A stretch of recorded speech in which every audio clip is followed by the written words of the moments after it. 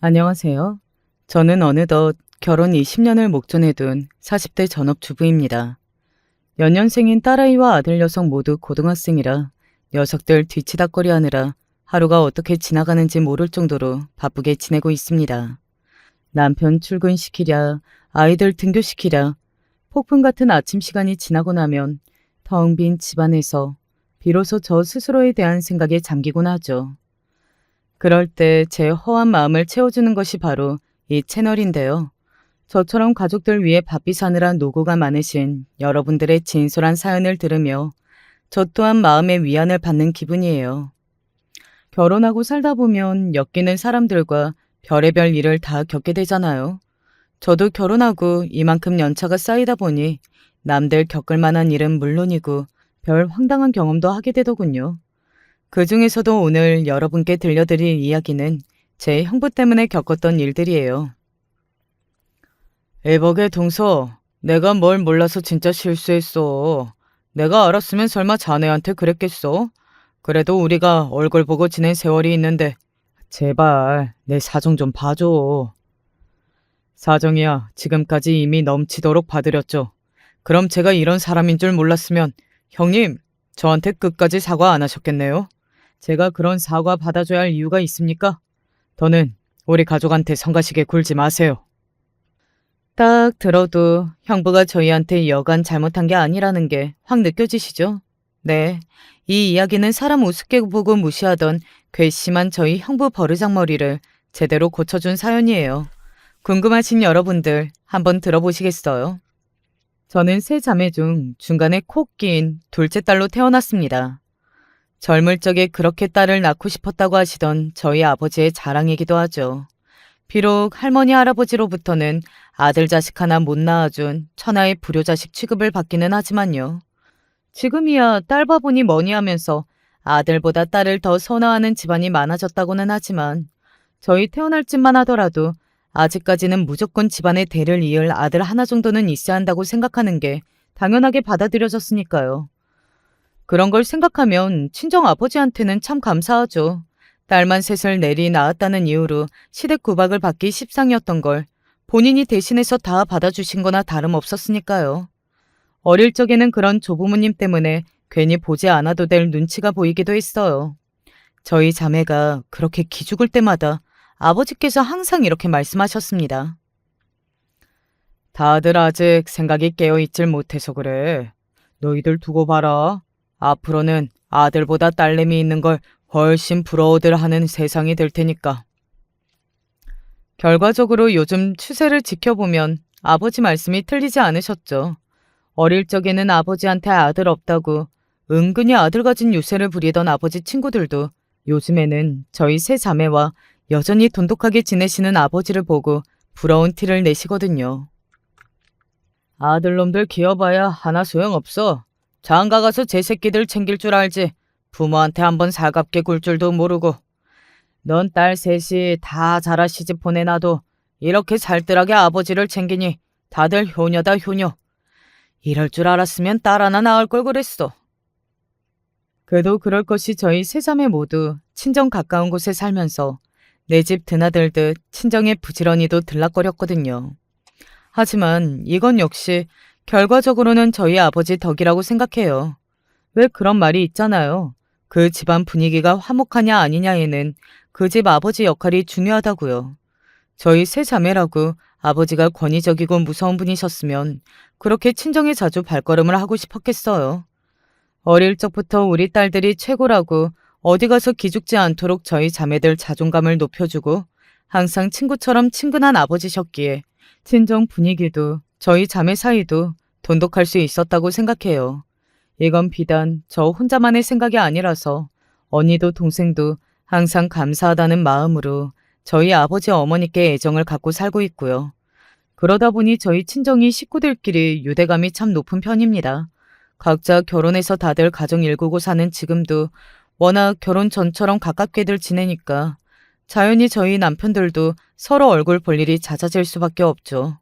저희 남편도 처음 저한테 장가 들었을 때는 저희 집안 분위기에 적잖이 당황했었거든요. 그도 그럴 것이 시댁은 시아버지가 남편이 어렸을 때부터 엄하신 편이었기 때문에 수더분한 저희 아버지 성격이 익숙하게 느껴지지는 않았을 거예요. 하지만 덕분에 저희 남편도 금세 저희 집안 분위기에 적응할 수 있었습니다. 사실 나뿐만 아니라 내 친구들 아버지 중에서도 우리 장인어른처럼 살가우신 분들이 잘 안 계시거든. 우리 또래 부모님들이 원래 좀 그렇잖아. 남자는 남자다워야 한다고 생각하고 식구들에게 다정하게 애정 표현을 잘하는 걸 남자답지 못하다고 생각하시고, 사실 우리 장인어른처럼 자기 감정에 솔직하고 자기 식구들한테 잘하는 게 진짜 남자다운 건데. 나도 장인어른 보면서 많이 배워. 우리 애들 키우면서도 나도 장인어른 같은 아버지가 되어줘야겠다는 생각도 하고, 우리 애들 시집 장가 다 보내고 나서도 자기네 집안처럼 지낼 수 있다면야 나로서는 더 바랄 것도 없어. 저희 남편이 얼마나 저희 친정 아버지를 좋아하느냐면, 자기 아버지랑은 어색해서 한 번은 안 가려고 하는 낚시를 저희 아버지랑은 자기가 먼저 나서서 주기적으로 갈 정도예요. 저희 아버지도 본인에게 살갑게 대하려고 노력하는 남편을 얼마나 정답게 대해주시는지 모릅니다. 평생을 저희 세 자매가 최고라고 치켜 세워준 아버지시지만 그렇다고 아들이 없었던 아쉬움이 왜 없으셨겠어요. 딸보다 아들이 귀해서라기보다는 아버지 역시 딸들과는 함께 나누기 힘든 아들과의 추억을 쌓지 못했던 아쉬움이 있으시겠죠. 그런 아쉬움을 채워주는 사위를 만난 건 역시 한 것 없는 모자란 딸의 덕이라 치켜 세워주시는 아버지셨어요. 은영아, 내가 너 아니었으면 강서방 같은 사위를 무슨 수로 받겠어. 다 네가 안목이 좋아 좋은 사람 고른 덕에 내가 이런 호강도 누리는 거지. 똑 부러진 우리 딸내미 덕분에 아빠가 요새 아주 즐겁게 지낸다. 제가 결혼하면 아버지가 당연히 제 남편 역시 아들처럼 대해주실 거라는 건 의심해 본 적이 없으나, 그래도 두 사람이 이렇게 잘 지내는 모습을 보는데 제 기분이 흐뭇하지 않을 수가 없었습니다. 남편은 남편대로 어릴 적 바쁜 본인 아버지와는 할 수 없었던 일들을 저희 아버지와 함께하며 좋은 기억을 쌓고 있어서 저 역시 기분이 좋았어요. 제가 저희 집안 개혼이었어요. 저는 공부에는 별 뜻이 있는 편이 아니었기 때문에 고등학교 졸업하고 전문대 나온 후 취직해 몇 년 일하다가 30이 되기 전에 지금의 남편을 만나 결혼을 했거든요. 막내 여동생인 주영이는 저보다 5살이 어리기 때문에 결혼하기에는 아직 이른 나이였고, 저보다 2살 위인 언니 가영은 저와는 달리 공부 욕심이 많은 편이었기 때문에 대학 진학 이후로도 대학원이며 박사과정이며 공부에 전념하느라 연애에는 통 관심이 없었습니다. 저 역시 제 또래치고는 결혼이 그렇게 이른 편은 아니었는데도 불구하고 둘째인 제 혼사가 저희 집 첫 결혼이었던 이유가 바로 여기에 있죠. 어릴 적부터 원체 머리가 좋아서 학창시절 교내 상이라는 상은 다 휩쓸었던 저희 언니는 저희 가족 모두의 자랑이었습니다. 본인 역시 공부에 대한 뜻이 컸기 때문에 늘 성실하고 오직하게 공부하는 언니의 모습이 신기하기도 하면서 괜히 제 어깨가 으쓱해지곤 했어요. 학교에서 언니 이름을 대면 모르는 사람이 없을 정도였죠. 비록 그런 언니와 저를 비교하는 선생님들이나 다른 학생들 때문에 속상한 적은 없다고 하면 거짓말이겠지만, 그런 속상함 정도는 잊을 수 있을 정도로 어디 내세워도 부끄럽지 않은 언니였습니다. 나이 차이가 많이 나지 않지만 그래도 맞이는 다른 건지 어릴 적부터 속이 깊었던 언니는 제가 자신과 비교당하며 혹시 상처를 받지 않았을지 저보다 더 촉각을 곤두세웠기 때문에 더 언니를 좋아할 수 있었던 것 같아요. 저는 차마 민망해서 아무 대꾸 못하고 지나가는 말도 언니는 결코 가만히 넘어가지 않았거든요. 자기들도 남이랑 비교당하면 기분 나쁠 거면서 남한테 그러면 안 되지. 공부야 내가 다른 사람보다 많이 하는 편이니까 성적이 더 잘 나오는 것뿐이고, 사람이 공부 잘하는 것 하나만 장점이 되는 것도 아닌데 그런 소리 하며 혼자 삭히지 말고 언니한테 꼭 말해. 내가 진짜 가만 안 둘 테니까. 제가 정말로 언니한테 그런 고사질을 한 적은 없지만 언니가 저렇게 말이라도 해주는 것만으로도 위로가 참 많이 되었어요. 그리고 진짜로 고사질했다가는 그날로 학교가 쑥대밭이 되었을 거니까 속으로 그런 상상을 하는 것만으로도 조금 고소해졌거든요. 평소에 얌전한 언니는 한번 화가 나면 정말 무서울 정도로 심하게 화를 냈거든요. 그런 언니 성격을 아니까 저나 동생이나 언니한테 까불거려도 절대 선은 넘지 않았습니다. 선만 지키면 저희가 무슨 행동을 해도 늘 받아주던 언니였으니 저나 동생이나 늘 철없는 동생으로 재미나게 지낼 수 있었죠. 제가 결혼을 한 이후로도 언니는 한동안 쭉 미혼이었습니다. 예전부터 언니가 결혼에 큰 뜻이 없다는 건 알고 있었으니 예상을 못한 상황은 아니었어요. 저 역시 그 당시에도 결혼이 반드시 해야만 하는 일이라는 생각은 안 했거든요. 그런데 막상 남편이랑 같이 살아보니까 결혼 생활이 참 좋더라고요. 물론 결혼 전에 저희 식구들 사이가 워낙 좋으니 그것만으로도 행복하다고 생각했지만 피 한 방울 섞이지 않는 남인데도 서로 애정을 주고받고 스스로의 선택으로 가정을 이뤄 사는 것 또한 못지않은 행복임을 알게 되었습니다. 제가 너무나도 사랑하는 언니이니 언니 역시 이런 행복을 느끼면서 살았으면 하는 바람이 생긴 것도 무리는 아니었다고 생각해요. 하지만 사람 성격 다들 제각각이니 제가 행복이라고 생각할지라도 저희 언니에게도 꼭 그렇다고 단언할 수는 없는 거겠죠. 제 결혼 후에 언니와 저희 남편도 사이좋게 잘 지냈습니다. 언니 정도 위치에 있는 사람이면 아무래도 저 잘난 줄 아는 남자들이랑 일적으로도 부딪히게 되는 경우가 꽤 많다고 하더라고요. 그러다 보니 아무래도 남자들과 잘 지내기보다는 사이가 안 좋을 때도 많고 남자들한테 학을 떼는 경우도 있다고 하고요. 그럼에도 불구하고 저희 언니가 제 남편을 높이 평가한 건 바로 이런 점 때문이었어요. 제부가 사람이 참 괜찮아. 보면 별것도 아닌 걸로 어지간히도 가르치려고 드는 남자들이 진짜 많거든. 막상 얘기 들어보면 나보다 잘 아는 것도 없는데 잘난 척은 어찌나 하는지. 딱 말 섞기가 싫은데 제부는 그런 게 없어. 성별 상관없이 들은 말은 귀 기울여 잘 듣고 남의 말 함부로 끊어먹지도 않고 기본이 된 사람이야. 성격도 차분하고 신중한 게 사람이 무게가 있고 우리 은영이가 신랑감 하나는 참 잘 골라왔어. 저희 남편이 그 나이 남자치고는 진중하고 겸손한 데가 있는 편이기는 해요. 이런 점이 막상 본인 학교 다닐 때는 남자애들이랑 어울릴 때 조롱을 받은 적도 있다고는 하지만 그 사람도 은근히 고집이 있는 편이라 그럼에도 불구하고 저런 성격을 바꾸고 싶다는 생각은 한 번도 한 적이 없다고 합니다. 굳이 그런 놈들 쓸데없는 말에 어울리고 싶지도 않고 말 가볍게 하고 남 까내리는 거 좋아하는 놈 치고 제대로 된 놈 없어. 그런 놈들이랑 어울리겠다고 불어 바보 같은 짓을 할 필요는 없잖아. 그러다 보니 남편에게 친구들이 그렇게 많은 편은 아니었어요. 몇 있는 친구들도 남편과 성향이 비슷한 분들이시다 보니 다들 점잖으셨고요. 아내인 제 입장에서야 남편이 시끄러운 친구들과 술 퍼먹고 놀러 다니거나 만취해 집에 들어오는 일 같이 싸울 만한 일은 벌이지 않으니 좋았죠, 뭐.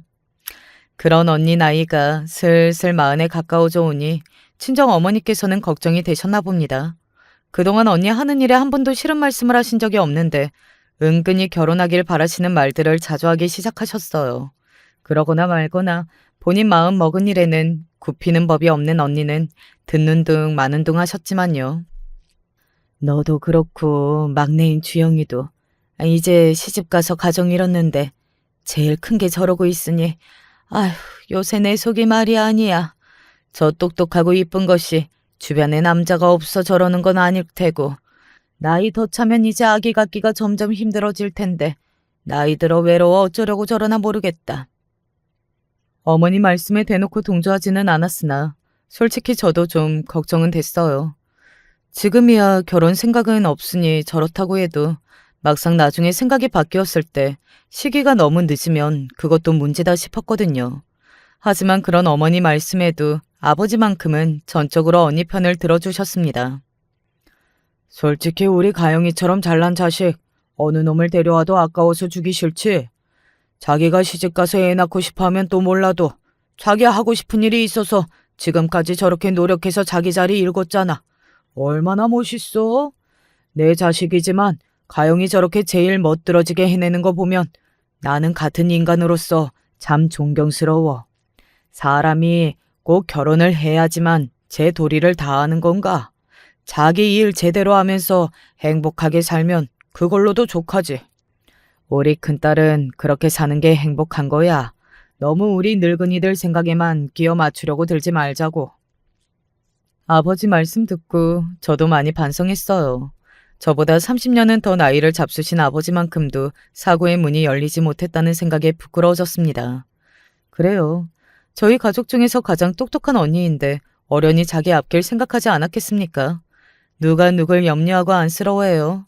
저 역시 결혼한 사람 특유의 쓸데없는 오지랖 부리지 말자고 다짐했습니다. 그래서 그런 언니가 결혼할 사람이라고 형부를 처음 집으로 데려왔을 때 식구들 모두 놀라지 않을 수 없었습니다. 저는 물론이고 다른 식구들도 대놓고 말은 안 했어도 저희 언니만큼은 평생 혼자 독신으로 살 거라고 생각했거든요. 언니도 거기에 딱히 부정한 적도 없었고요. 그 전에 누군가를 만나는 티도 안 냈기 때문에 식구들 입장에서는 갑작스럽기도 했습니다. 다들 내심 나 결혼하길 바라더니 막상 데려오니까 이게 무슨 일인가 싶어? 놀라서 대꾸도 못하는 식구들 보며 언니가 피식 웃더니 대뜸 저러더라고요. 당황한 식구들 반응을 재미있어 하는 듯 했습니다. 나중에 언니를 따로 불러내서 제가 물었습니다.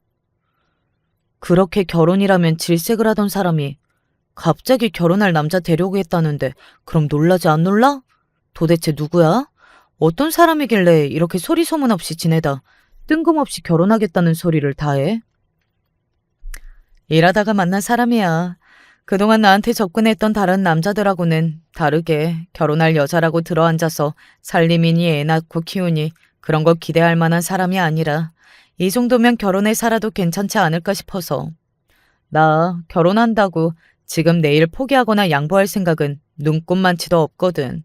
그 사람하고도 그런 얘기는 분명히 해뒀고 서로 각자 지킬 거 지키면서 깔끔하게 지낼 수 있을 것 같아서. 그런 것 같으면 한 번쯤 결혼이라는 거 해봐도 나쁘지 않을 것 같아. 솔직히 그때 언니가 했던 말이 다는 이해가 가지 않았어요.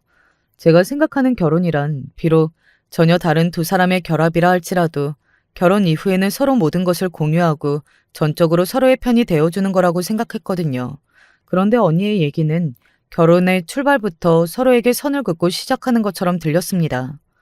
요즘에 결혼하는 신혼부부들은 저렇게 합의하고 시작하는 사람들도 많다면서요. 하지만 그때까지만 해도 제가 생각하는 게 일반적인 편이었고 언니처럼 살려고 하는 사람들은 흔치 않을 때였습니다. 상대방의 모든 것을 포용하겠다고 굳은 결심을 하고 시작해도 결코 쉽지 않은 것이 결혼 생활인데 걱정이 되지 않을 수가 없었습니다. 그렇게 처음 만난 형부는 참 호남이었습니다. 목소리도 크고 호탕하고 낯가림이라고는 찾아볼 수 없었습니다. 처음 만난 예비 처제인 저와 제 동생도 마치 몇 년을 알고 지낸 것처럼 부침성 있게 구는 것이 여간 사교적인 성격이 아니었어요. 딱 저희 언니랑은 성격이 정반대였죠. 평소 언니가 호감 있어 하는 성격은 아니었기에 더 의아했습니다. 제가 사업을 하는 사람이다 보니 사람 만날 일이 많아 부침성이 좋은 편이에요. 가연 씨 가족분들과도 얼른 가까워졌으면 좋겠네요. 대기업에서 근무하다 최근 자기 사업을 시작했다는 것도 저희 가족 입장에서는 불안 요소였습니다. 저희 가족 중에서는 사업을 하는 사람이 없었거든요. 그래서 사업에 대해서 잘 알지는 못했지만 일반 직장 다니며 월급 타는 것보다는 안정적이지 못하다는 인식도 있었고요. 그런 저희 걱정에 언니는 아무렇지 않게 이렇게 말했습니다. 뭐, 내 돈 들여서 한다는 것도 아니고 자기가 번 돈으로 자기 일을 하겠다는데 제가 간섭할 일은 아니죠. 곧 결혼할 예비 신랑한테 하기에는 다소 냉정한 말이라는 생각은 들었으나 사실 틀린 말도 아니었으니 딱히 더 보탤 말이 없더라고요. 언니는 결혼 전에 경제권도 이미 완벽히 분리해 관리하기로 합의를 한 모양이었어요. 사실 사업과 사위 꺼리는 게 딸 재산까지 싹 말아먹을까 싶어서인데 형부 사업이 잘 안 된다고 언니한테 손 벌릴 일이 없다고 하니 또 뭐라고 하겠어요. 물론 부부가 같이 살면서 그게 말처럼 되는 게 아니다 보니 아예 걱정이 가시지는 않았지만 그렇다고 언니가 저렇게 나오는데 저희가 나서서 뭐라 하기도 참 그렇잖아요. 그렇게 저희 세 자매 중 가장 마지막으로 언니가 유부녀 대열에 합류하게 되었습니다. 결혼 이후로도 언니는 여전히 저희 식구들과 돈독하게 지내며 자주 저희를 찾았기 때문에 언니와의 관계에는 별다른 변화가 없었습니다. 달라진 게 있다면 가끔 언니 오는 길에 형부도 한 번씩 같이 나타났다는 정도였죠. 한참 사업 자리 잡느라 바빠서 매번 언니와 함께 오시진 않았지만 워낙 존재감이 확실한 분이셨기 때문에 한번 방문한 것만으로도 각인 효과는 대단했습니다. 형부는 좋게 말하면 모임 분위기를 이끄는 데 능숙한 분이셨고 솔직한 감상을 말하자면 어느 자리에서건 본인한테 시선이 집중되어야 직성이 풀리는 성격이었어요. 그러다 보니 목소리도 큰 편이어서 형부가 한번 왔다 가면 진이 빠지더라고요. 한마디로 기가 쏙 빨린 기분이었습니다. 대화를 해도 어떻게든 대화 주제가 결국 자기 얘기로 빠지더라고요. 언니 성격이 저런 형부랑 어떻게 같이 사나 싶을 정도였습니다. 난 안 받아주고 싶으면 옆에서 뭐라 떠들든 그러려니 두거든. 그러다 보면 제풀에 지쳐서 관두더라고. 너희들이야 나랑은 다르게 다정한 성격이니 다 받아주니까 저 사람 더 신나서 저러는 거야. 적당히 듣고 끊어 그냥.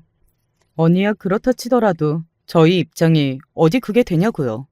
저희 식구가 다들 사이가 좋고 도란도란 서로 이야기 나누는 걸 좋아한다고 하더라도 그런 극외한적인 성향의 사람은 없거든요.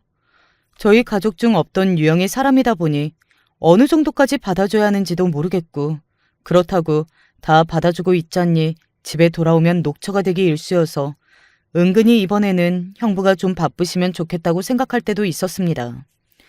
무엇보다 저희 식구하고 안 맞았던 건 역시 술 문제였습니다. 형부가 워낙 술을 좋아했어요. 저희 가족 중에서는 술을 그렇게까지 좋아하는 사람이 없었고요. 그나마 제부가 술을 좀 하긴 했는데 회사 다니느라 사회생활로 늘은 술은 굳이 집에서까지 마시고 싶어하는 편은 아니었습니다. 저희 남편이야 남자들끼리 왁자지껄하게 술 퍼마시고 다니는 걸 질색하는 성격이었고요. 그러고 보면 저희 남편하고 형부 성격은 정말이지 상극이었습니다. 평소 남편이 딱 싫어하는 시끄럽게 어울려 다니는 걸 좋아하는 사내놈 무리에 최적화된 게 딱 형부였으니까요. 솔직히 저 형이 형님의 어떤 부분이 마음에 들어서 결혼까지 결심하게 된 건지 이해가 잘 안 가. 평소 저 형 성격 생각해보면 두 사람이 어울릴 만한 데가 없었는데 그건 저 역시 같은 생각이었어요. 사실 성향으로만 따지면야 형부보다는 저희 남편 성격이 언니랑 더 맞는 편이었죠. 두 사람 생각하는 것도 비슷했으니 남편이 저리 생각하는 게 무리는 아니었습니다. 상대가 누구든 예의는 깍듯하게 지키는 사람이니 늘 형부에게 예의 바르게 행동했지만 남편이 형부를 썩 좋아하지 않는다는 것만은 진작 눈치챈 저였습니다. 아무튼 사정이 이렇다 보니 형부는 저희 식구들 중에서도 특히 제부를 물고 늘어지는 편이었어요. 그즘 자꾸 제 남편을 술자리에 불러내서 좋아하지도 않는 술을 먹인다며 동생이 불만이 이만저만이 아니었거든요. 제부도 과음을 좋아하지 않았지만 그렇다고 손이 동서가 불러내는데 그걸 거절할 만한 성격은 아닌지라 두 사람이 어울리는 일이 잦아지고 있었습니다. 형부도 눈치가 있는데 제 남편과 서로 맞지 않는다는 것쯤이야 진작 파악을 했겠죠. 아무래도 그래서 더 보란듯이 제부를 끌고 다닌 것도 있는 것 같아요. 그래도 남자가 사회생활하면서 술은 할 줄 알아야지. 너무 그렇게 사람이 꼿꼿해도 안 좋아. 꼭 필요한 자리에서 한두 잔쯤은 저도 합니다. 굳이 먹지 않아도 될 술을 필요 이상으로 마시는 걸 좋아하지 않을 뿐이에요. 은근히 남편을 무안주려는 말에도 남편은 자기 할 말은 다 했습니다. 그런 점이 형부 입장에서는 더 마음에 안 들었겠죠. 보면 볼수록 상극인 두 사람이었습니다. 저희 아버지가 특히 예뻐하는 사이가 저희 남편이었다는 것도 형부 입장에서는 별로 마음에 들지 않았을 거예요. 물론 저희 아버지가 사위들 차별하는 분은 아니셨지만 그래도 가장 의지하는 사위가 저희 남편이라는 건 맞았거든요. 자기는 그렇게 변죽 좋게 다가가도 그저 허허 웃고 마시는 저희 아버지가 저희 남편에게는 마치 장남에게 의지하듯 하시니 손이 동서 입장에서는 자존심이 좀 상하셨을지도 모르는 노릇이었고요. 그렇다고 해서 제 남편이 형부에게 딱딱하게만 구는 건 아니었어요. 완전히 마음이 열리지 않는 상대에게야 누구든 선을 지키면서도 예의를 다하는 남편이었으니 사실 그건 남편 성격이라고 봐도 무방했습니다. 그리고 상대방이 큰 잘못을 하지 않는 이상은 겉으로 싫은 티를 내는 성격도 아니었고요. 그저 두 사람 성격이 서로 어울리지 않은 것뿐이었죠. 그래도 한번 자기 울타리에 들어온 사람에게 절대 박하게 굴지 못하는 남편이었습니다. 알게 모르게 형부 사업에 티도 내지 않고 도움을 준 것 또한 그랬죠. 늘 잘 나가는 사업가인 양 떵떵거리며 목소리를 높이던 형부였지만 어디 그런 사람 허풍을 100%다 믿을 수가 있나요? 서로 벌어들이는 수입에 대해서는 일절 터치하지 않는 언니 부부였기에 자세한 사정까지 다 알 수는 없지만 아직 형부 사업이 안정적인 궤도에 들어서지 않았다는 것만은 언니가 지나가듯 하는 말들로만으로도 어렵지 않게 짐작할 수 있었습니다. 언니, 이제 형부 사업 시작한 지도 제법 됐는데 아직도 안정권에 들어가지 못한 거면 불안하지는 않아? 그렇다고 해도 자기 역량인 거고 나도 내 일에 터치 못하게 하면서 그 사람 일에 내가 입댈 일은 아니라고 생각해서. 언니, 내가 진짜 전부터 궁금해서 그러는데 언니는 왜 형부랑 결혼하기로 결심한 거야? 엄마 아버지 사시는 거나 너희들 결혼해서 잘 사는 거 봐왔는데 그렇게만 살 수 있다면야 결혼이 꼭 나쁘지만은 않다는 거 나도 모르지 않지. 하지만 내가 여기까지 오느라 그동안 얼마나 피땀을 쏟아가며 노력했는데 결혼해서 이런 내 노력이 무용지물이 되는 것만큼은 절대 싫었으니 결혼 생각도 없었던 거야. 보통은 결혼하면 여자 쪽에서 아이 문제도 그렇고 일 문제도 그렇고 당연히 양보하길 바라는 남자들이 대부분이니까. 저 사람 나한테 관심 보일 때 그래도 그 얘기부터 딱 잘라서 했어. 난 결혼한다고 꼭 아이 가질 생각도 없고 결혼 때문에 내일 단 하나라도 포기할 생각 추호도 없다고. 자기도 굳이 아이 필요하지 않고 내일 전혀 건드리지 않겠다고 단언을 하길래 그렇게 내 원래 생활 보장받을 수 있다면 결혼도 나쁘지 않을 거라고 생각한 거고. 저 사람 성격이 시끄러운 데가 있다 보니 너희가 그렇게 생각하는 것도 이해가 가지 않은 건 아닌데 그래도 결혼할 때 한 그 약속만큼은 단 한 번도 어기지 않고 지키는 사람이거든. 난 그것도 중요한 부분이라고 생각해서 다른 건 맞지 않은 것도 그거면 참고 살만하지 않을까? 늘 형부한테 덤덤하던 언니였기에 대체 왜 결혼을 했을까 싶어 물어봤는데 언니 말을 듣고 보니 언니 결정이 아주 이해가 가지 않는 것도 아니더라고요. 지금이야 이런 부분 합의하고 사는 부부들이 많을지 몰라도 그때까지만 하더라도 딩크 부부가 많은 편도 아니었거든요. 양가 부모님들은 말할 것도 없고 결혼하는 당사자들도 결혼하면 당연히 아이는 가져야 한다고 생각하는 게 대부분이었으니 그런 부분에서만큼은 언니가 형부와 의견 일치를 본 것이 신기할 정도였죠. 당시 형부 나이가 40을 넘겼으니 자식 욕심이 없는 것도 아니었을 텐데요. 게다가 형부처럼 남들이랑 어울리길 좋아하는 사람이 자식 없는 부부에 대한 당시 시선이 어떤지 모를 리도 없는데요. 그럼에도 불구하고 우리 언니랑 살겠다고 할 정도로 언니를 좋아하는 건가 하는 생각이 드니 다소 불편했던 형부 행동도 참을 만하다는 생각이 들었습니다. 아무렴요. 우리 언니 남편인데 저희 생각이 중요한가요? 언니가 하고픈 거 다 하고 행복하게 사는 게 가장 중요하죠. 하지만 이런 저희 바람과는 다르게 형부는 날이 갈수록 제부와 저희 남편을 눈에 띄게 차별하기 시작했어요. 정작 저희 남편은 어차피 성격이 잘 맞지 않는 형부이니 자꾸 자주 만나서 부딪히는 것보다는 어느 정도 거리를 두는 게 차라리 낫다는 입장이었으나 솔직히 저는 좀 서운하더라고요. 제 동생은 또 제 동생대로 원래 퇴근하면 곧장 집으로 들어오던 제부의 귀가가 늦어지자 불만이 커졌고요. 중간에 낀 제부만 이러지도 못하고 저러지도 못하고 곤란해하는 게 괜히 윗사람들 사이 때문에 막내들만 고생시키는 것 같아 민망했습니다.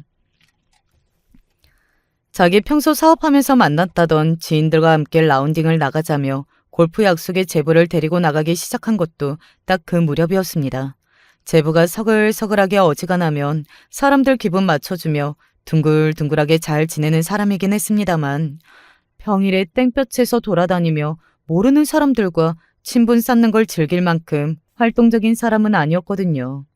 대학 때 영화감상 동아리를 통해 만난 캠퍼스 커플인 동생 부부는 그런 정적인 취미 활동이 특히 잘 맞는 편이었어요. 형부야 자기가 제부 인맥도 넓혀주고 비교적 고급 스포츠에 해당되는 골프회까지 입문시켜주어 잘해주는 거라고 생각했겠죠. 하지만 그것도 다 사람 성향 따라 다른 것 아니겠습니까? 모르긴 해도 제부 입장에서는 편히 쉴 수 있는 주말마다 제 성격에 맞지도 않는 골프장 따라다닌다고 여간 고역이 아니었을 거예요. 큰언니, 내가 이렇게까지 말하고 싶지는 않았는데 형부, 우리 남편 좀 적당히 불러내라고 한마디 좀 해주면 안 돼?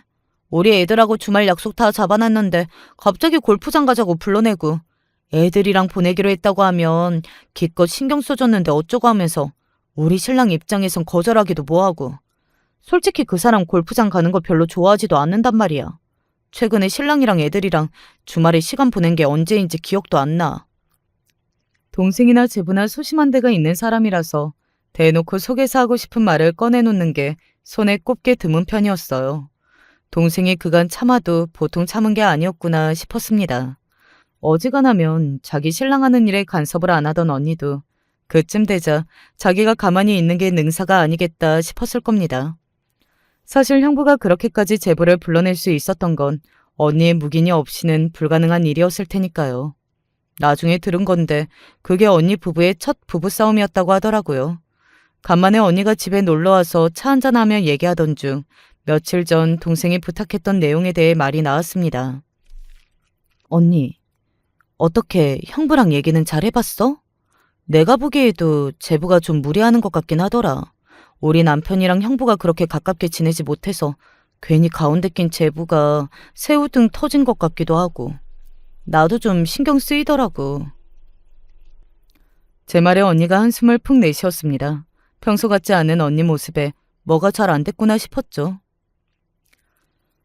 말도 마. 내가 제보도 가정이 있는 사람이니 좀 자제하라고 했다가 별의별 소리를 다 들었다. 왜? 형부랑 싸웠어? 결혼할 때 서로 일은 터치하지 말자고 한 건 내가 먼저인데 이제야 와서 왜 딴소리 하냐는 거야. 아니, 자기 때문에 우리 친정 식구가 곤란해하는데 그럼 내가 얘기를 하지. 누가 얘기를 해? 내가 언제 자기 일하는 거나 사업 갖고 뭐라고 했어? 가정 있는 집 가장 불편해하니 그만 좀 불러내라고 얘기해. 결혼 전 약속까지 들먹일 일이야? 그쪽에서 좋아하면 또 몰라. 손이 동서이니 마지못해 어울려주는 걸 무슨 자기가 대단한 은혜라도 베푸는 것처럼 얘기하는 것도 기가 찰파네. 언니가 원래 남에 대해 불만을 저렇게 늘어놓는 사람이 아니에요. 우리 언니도 결국 이 결혼 지옥에 발을 들여놓았구나 하는 생각과 동시에 형부가 너무했다는 생각이 들었어요. 솔직히 저희 언니 말이 틀린 게 하나도 없지 않나요? 자기도 자기보다 나이 많은 사람이 원치도 않은 호의 베풀면서 주말마다 억지로 불러내면 좋아라 안 할 거면서 제부가 자기보다 손 아래 동서라고 너무 만만하게 생각하면서 자기 좋을 대로만 하고 있잖아요. 그래서 언니가 참다 못해 한마디 한 걸 가지고 저렇게 나오는 게 너무 속 좁게 느껴졌습니다. 저 역시 언니가 못한 말 한 건 절대 아니라고 생각했으니까요. 언니가 그런 일이 있어서인지 형부가 보란 듯이 더 제보를 불러내기 시작했습니다. 아무래도 그걸 결혼 후 주도권을 잡기 위한 기싸움으로 받아들인 것 같았어요. 괜히 중간에서 제부만 곤란하게 되었죠. 그쯤 되니까 언니도 제부와 동생에게 이러더라고요. 괜히 나 때문에 그 사람이 곤란한 요구한다고 참고 받아줄 거 없어. 배려도 쌍방 개념인 거지. 자기는 너희들 배려 안 해주면서 자기가 뭐라도 해달라는 대로 다 해줘야 해? 나 신경 쓸 거 없으니까 앞으로 아무 때나 불러낸다고 일일이 다 들어줄 필요 없어. 동생이야 확실하게 언니 허락이 떨어졌으니 잘됐다 하는 표정이었지만 원하든 원치 않았든 어쨌든 간에 형부에게서 이것저것 받은 게 제법 되었던 제부는 여전히 곤란한 표정이었습니다. 주변에서 아무리 이런저런 말 해봤자 당사자인 제부가 가장 껄끄러웠겠죠. 그동안 곤란한 것도 모자라서 언니 부부 싸움에게까지 애매하게 끼게 된 제부만 안 된 일이었어요. 하루는 여동생이 얘기 좀 하자길래 오랜만에 여동생네 집으로 갔더니 집에 들어서자마자 동생이 대뜸 웬 골프채를 하나 보여주더라고요. 요즘 자주 형부 따라 골프장에 갔던 제부인이 동생 몰래 골프채라도 샀다가 걸린 건가 싶었는데 동생이 말했습니다. 언니, 이거 얼마짜리인 줄 알아? 묻는다고 골프에는 문외 아닌 제가 뭐라고 답하겠습니까? 어리둥절한 표정만 짓고 있는 제게 동생이 부활을 터뜨렸습니다. 이게 원가가 500만 원이 넘는데 무슨 돈 500이 한두 푼도 아니고. 500? 야, 비싸긴 비싸구나.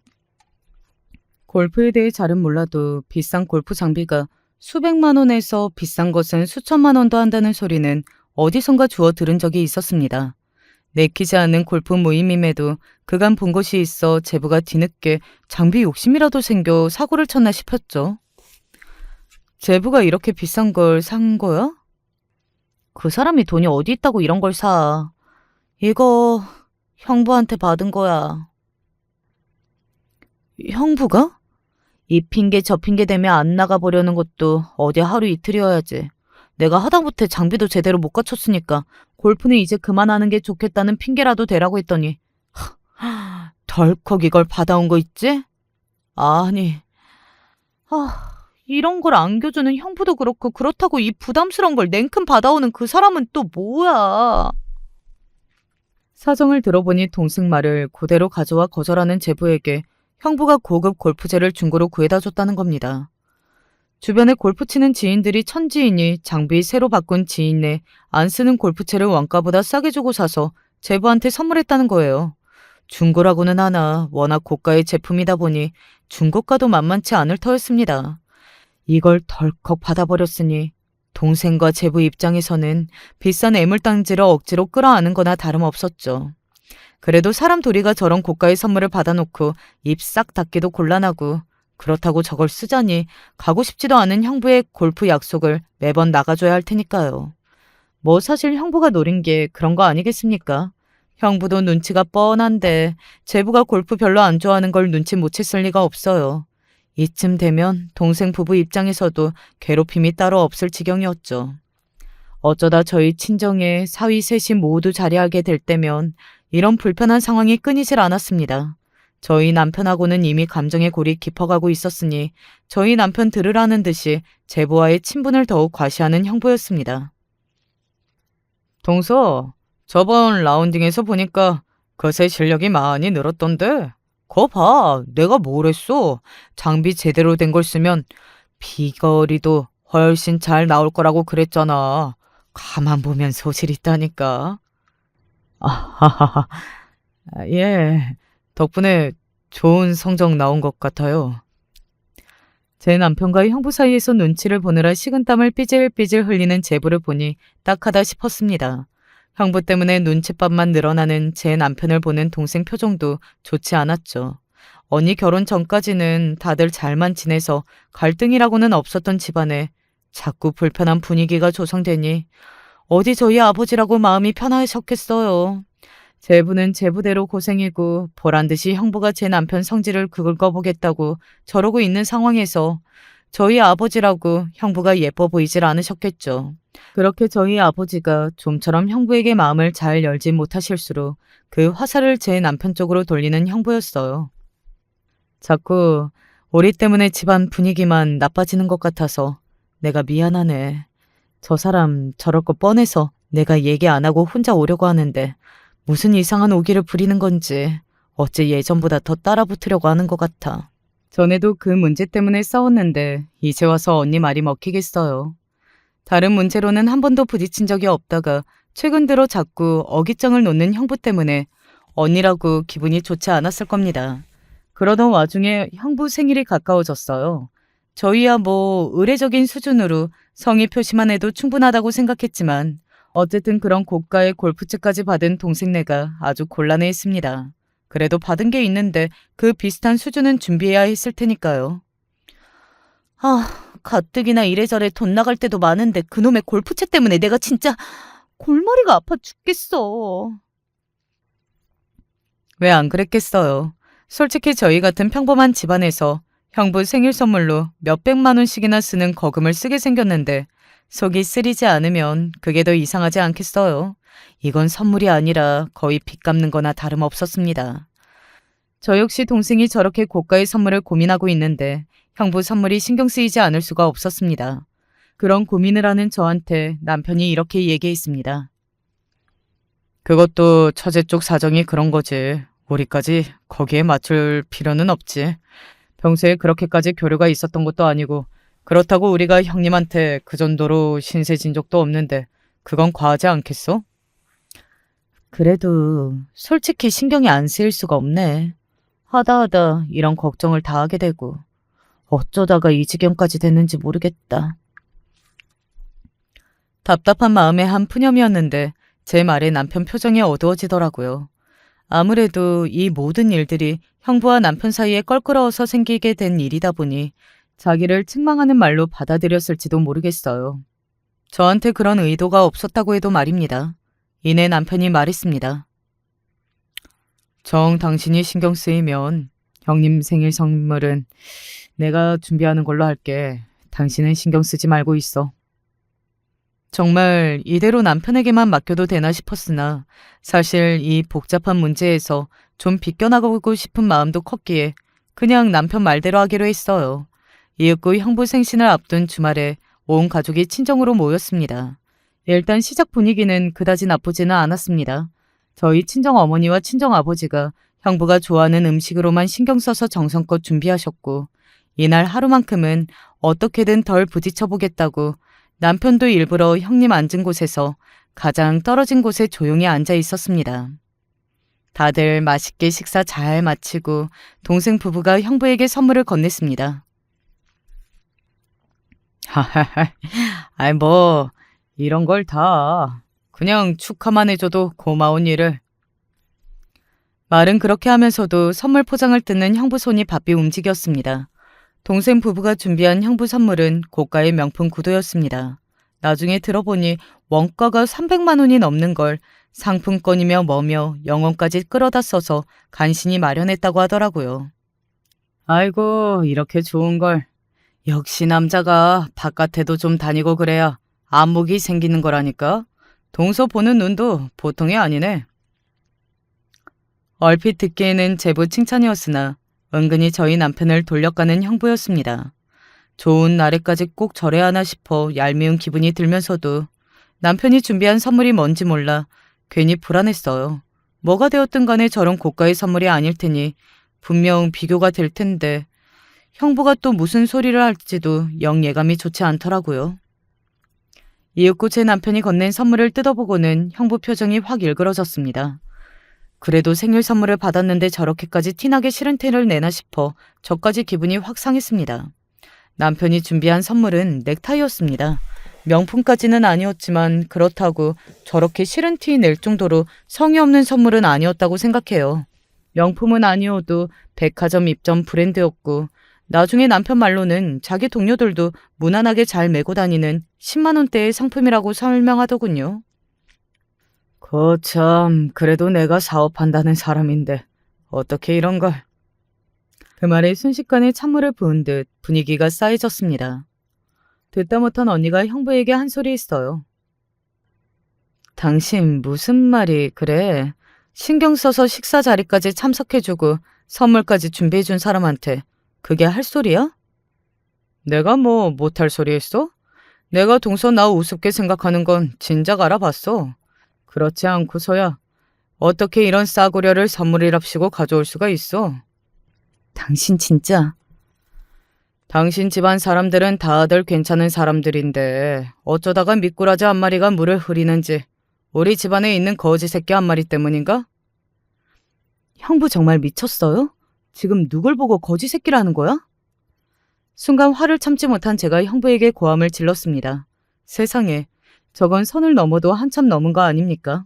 감히 누구 앞에서 제 남편 보고 거지 새끼라는 거예요. 당사자보다 더 열이 받아 길길이 날뛰는 저를 막아선 건 다름 아닌 제 남편이었습니다. 여보, 그렇게 열 올릴 거 없어. 그러더니 형부를 차갑게 내려다본 남편이 안주머니에서 명함 하나를 꺼내 형부 앞에 툭 던졌습니다.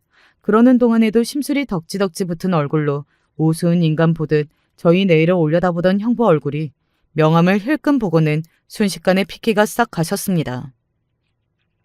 아니, 니놈이 어떻게 여길... 아니, 그럴 리가 없는데? 왜요? 거지 새끼가 거래처에서 한 자리 한다니까 좀 달라 보여요? 순식간에 상황이 역전되었습니다. 꼴보기 싫어 거만하게 퍼질러 앉아있던 형부가 곧장 자세를 고쳐 앉았습니다.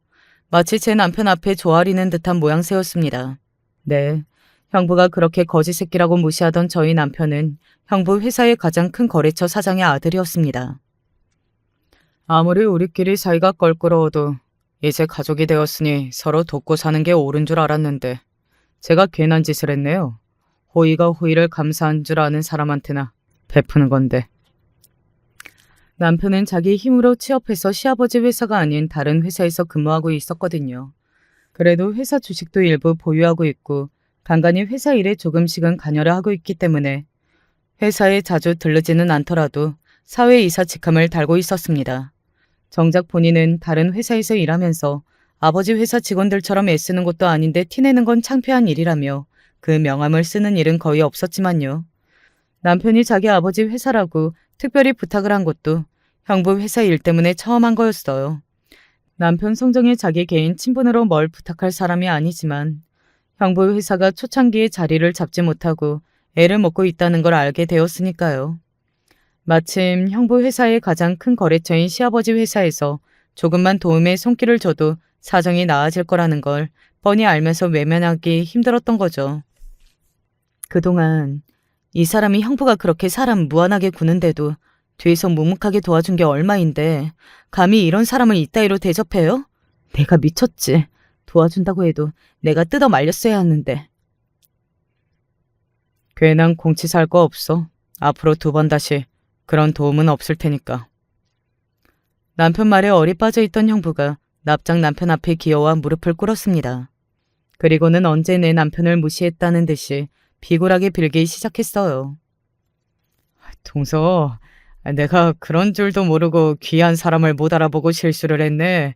내 다시는 이런 일 없을 테니까 그간의 정을 봐서라도 한 번만 넘어가주면 안 될까? 말은 바로 하셔야죠. 저희 사이에 무슨 정이 있었습니까? 그저 제가 일방적으로 베풀었던 호의였던 거죠. 그리고 제가 형님 거래처랑 연관된 사람이 아니었더라면 형님이 저한테 이렇게 사죄하실 일이 있었겠습니까? 이런 사과가 무슨 의미가 있는지 모르겠네요. 거지 새끼는 이만 형님 하시는 일에서 손 뗄 테니 더는 서로 못 볼 꼴 보지 말고 각자 갈 길 가시죠. 동서, 우리가 남도 아닌데 이렇게 야박하게 굴 거 없잖아. 아, 여보, 당신 뭐 하고 있어? 당신 남편 사업 잘못되는 꼴 보고만 있을 거야? 그렇게 내일 자기 일 간섭 말라며 고집 피우더니 왜 이제 와서 나를 찾아? 애초에 나랑 결혼한 거 아니었으면 쟤부터 볼 일도 없었겠네. 당신 일은 당신이 알아서 처리해. 언니도 그만하면 참을 만큼 참았죠. 그 후로도 형부가 여러 번 집 앞으로 찾아와서 온갖 추태를 다 부리며 선처로 호소했으나 한번 마음먹은 일이라면 반드시 해내는 남편이었어요. 그날은 형부 회사에 형부도 모르게 주어졌던 모든 특혜는 한순간에 싸그리 처리되었습니다. 그렇게 사업하는 사람이라며 인맥의 중요성을 강조하던 사람이 저희 남편 도움이 없으니까 그걸 메꿔줄 사람 하나 없어서 금방 사업이 휘청거리는 꼴을 보니 속이 다 시원했습니다. 딱히 회사 일이 아니라 해도 온 가족이 보는 앞에서 내 남편을 그리 괄시했는데 온 가족이 형부한테 돌아서는 건 당연한 일이었습니다. 특히나 아버지가 아주 노발대발하셨어요. 집안에 어른이 계셨는데 그게 무슨 못 배워먹은 몹쓸 버르장머리냐며 전 저희 아버지가 그렇게 화를 내실 수 있는 분인 줄 처음 알았습니다. 그렇게 형부는 사업에서도 저희 집안에서도 설 자리를 잃게 되었습니다. 저희 부부도 저희 부부였습니다만 특히 동생 부부가 아주 홀가분했습니다. 사실 그동안 동생이랑 제부가 고생이 많았죠. 꼿꼿한 저희 남편과 설치고 다니길 좋아하는 형부 사이에서 이러지도 못하고 얼마나 애를 먹었겠어요. 그날 분위기를 그렇게 만들어서 미안하다는 저한테 동생은 아른 예이 빠졌다는 등 시원하게 대꾸했습니다. 뭐 언니나 형부나 틀린 얘기한 거 하나도 없는데 뭘. 덕은 자기가 다 보고 있었으면서 상대방이 원치도 않은 걸로 생색을 그렇게나 내더니 우리도 더는 그 꼴 안 봐도 되니 좋기만 하다 뭐. 애초에 사업 기반이 그리 탄탄하지 않아서인지 가장 큰 거래처를 갑작스럽게 잃고 수습할 능력까진 안 되어서인지 형부 사업은 정리에 들어가게 되었습니다. 그렇게 사업한다고 떵떵거리고 다니더니 풀이 팍 죽어다녔다고 해서 그 꼴을 비웃어주고 싶은 마음이었으나 점잖게 저를 말리는 남편 때문에 거기까지 가진 않았습니다. 이 모든 일이 잠잠해질 무렵 언니로부터 형부와 이혼에 합의했다는 통보를 듣게 되었어요. 솔직히 식구들 중 누구도 놀라지 않았습니다. 평소 언니 성정을 고려해 볼 때 그것도 늦은 감이 있었죠. 그래도 괜히 저희 부부가 갈등의 불씨를 제공한 건 아닌가 싶어 미안해하자 도리어 언니가 이렇게 말했습니다. 내가 모자란 사람 너무 쉽게 결혼 상대로 받아들이는 바람에 오히려 너희들 고생만 시켰지. 나랑 결혼하고 싶은 마음에 아쉬울 때는 내 의견이라면 다 따라줄 것처럼 굴더니 자기 심기 거스르니까 바로 치졸하게 나오는 걸 보고 나도 정이 다 털렸어. 아무래도 내가 결혼이라는 제도에 맞는 사람은 아닌가 봐. 한번 겪어본 걸로 충분하니 나 하고 싶은 일 하면서 내 뜻대로 살려고. 언니 말대로 언니는 여전히 공부를 게을리하지 않으며 차근차근 착실히 경력을 쌓아가고 있습니다. 사람 하나 빠져나갔다고 이렇게 평화로워질 수가 있나 싶을 정도로 저희 식구들 역시 돈독하게 잘 지내고 있고요. 그런 사람 없는 게 100번 낫다는 건 저 혼자만의 생각은 결코 아닐 거예요. 그렇게 이제는 전 형부가 된 그 사람과 저희 가족 이야기는 여기까지입니다. 앞으로도 2번 다시 만날 일 없었으면 좋겠어요. 제 이야기 끝까지 들어주신 여러분들 모두에게 감사드립니다. 안녕하세요. 전 김수명이랍니다. 또 절 뭐라 소개해야 할지 모르겠네요. 한마디로 절 말하자면 전 도박 중독자였습니다. 그게 제일 맞는 표현일 것 같네요. 도박을 안 하려면 팔 한쪽을 잘라내야 한다 하죠. 전 그 정도의 도박 중독자였습니다. 또 오늘 여기 제가 사연을 쓴 건 제 인생에서 받은 감사함과 사랑을 전하기 위해 이렇게 쓰게 되었습니다. 제가 도박을 처음 시작했던 일부터 거슬러 올라가 이야기를 시작해야겠죠. 처음 도박을 시작한 건 그냥 친구 따라 재미삼아 해본 것이었습니다. 당시 정확히 제 처지를 말하자면 저는 아내도 있고 딸도 있는 한 집안의 가장이었어요. 하지만 가장다운 가장은 아니었죠. 회사에선 성과를 내지 못해 나가라는 눈치를 계속 주었고 집에 들어와선 저보다 더 힘들게 일하는 아내의 눈치를 보았어요. 그러다 저는 회사에서 큰 실수를 하게 되어 잘리게 되었고 주변 사람들의 연민 어린 눈길을 받으며 나와야 했습니다. 마지막 제게 종이자락을 던지면서 했던 상사의 말이 기억나네요. 이봐, 김수명 씨. 당신은 어디 가서든 일하면 안 되는 사람이야. 당신 같은 사람은 사회 악이라고. 기생충처럼 빌붙어서 회사 돈이나 쪽쪽 빨아먹을 생각밖에 안 하는데 누가 당신을 써주겠어? 어? 차라리 집에서 애나 보면서 놀아, 어? 모든 직원들이 있는 앞에서 그 말을 고스란히 듣고도 전 아무 말 못했어요. 크나큰 수치심이 느껴졌지만 그냥 상사의 말대로 나는 쓸모없는 인간이라는 말만 기억하면서 상처만 한가득 껴안고 나왔죠. 마침 비는 또 추적추적 오는데 왜 괜시리 눈물이 나는지. 담배를 피울 기운조차 없어 전봇대에 기대어 엉엉 울고 말았습니다. 10년 이상 근속했던 회사에서 마지막으로 들은 말이 이런 말이라니, 이런 대접이라니.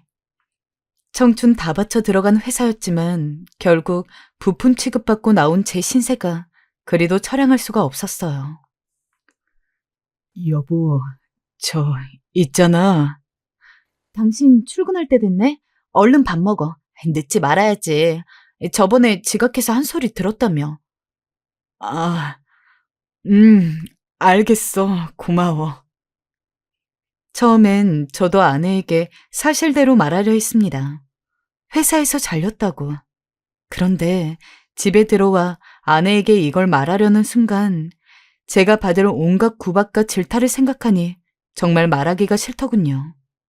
그래서 차마 아내에겐 말하지 못하고 다음날 아침 회사에 나가는 척하며 집 밖으로 나왔습니다. 정처 없이 길을 걷는데 참 40대 아저씨가 갈 곳이 없더군요. 술이라도 먹고 싶은데 술집은 다 문을 닫았고 그래서 공원을 한 바퀴 돌고 만화방을 가고 이곳저곳 걸어다니다가 발견한 곳이 우중충한 간판이 걸려있는 PC방이었어요. 그래, 저기다 싶었어요. 저기 가서 시간이나 채우다 집에 들어가면 되겠다 생각했죠. 그런데 제 처지라한 친구가 PC방으로 절 찾아왔고 친구는 도박이나 하면서 기분을 달래라며 제게 10만 원을 주고 갔습니다. 그게 화근이었죠. 한 번 시작된 도박은 멈출 수가 없었거든요. 저는 매일 출근하는 척하며 PC방에 나갔고 거기서 제일 저렴한 컵라면을 먹으며 온라인 사설 도박에 서서히 미쳐갔어요. 아빠, 언제 와? 어? 아빠, 이제 곧. 아빠, 오늘 내 생일이잖아. 설마 잊은 건 아니지? 생일? 아이, 그럼 당연히 안 잊었지. 아빠 곧 들어가.